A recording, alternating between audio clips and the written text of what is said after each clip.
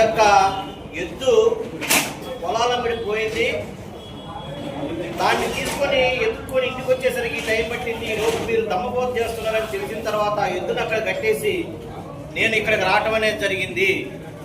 అందుకని నేను ఇంకా ఏం తినలేదని అంటే అప్పుడు ఆయన బోధ చేయటం ఆపి ఆ ఊరి గ్రామ పెద్దను పిలిచి ఆయన చెప్పాడు, ముందు ఈ పిల్లవాడిని తీసుకొని వెళ్ళి భోజనం పెట్టి పిల్లవాడిని తీసుకుని అంటే అప్పుడు దాకా నేను దమ్మపోత చేయనంటాడు. అప్పుడు ఆయన ఆ పిల్లవాడికి తీసుకొచ్చి అన్నం పెట్టి తీసుకొచ్చిన తర్వాత దమ్మపోత చేస్తూ ఆయన ఒక విషయం చెప్తాడు, అయ్యా నేను చెప్పే జ్ఞానం అనేది మనిషి యొక్క ఉన్నత స్థితికి సంబంధించింది. ఇది నేను చెప్పేది ఒక ఏదో నవ్వులాట వినోదం కోసం కాదు, జ్ఞానానికి సంబంధించి చెప్పినప్పుడు మనిషికి జ్ఞానం ఎక్కాలంటే ముందు కడుపు నిండాలి అని అంటాడు.